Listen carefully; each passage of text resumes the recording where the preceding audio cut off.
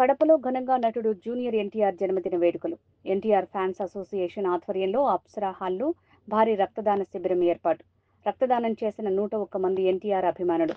రక్తదానం చేసిన అభిమానుల్ని అభినందించిన ఫ్యాన్స్ అసోసియేషన్ సభ్యులు.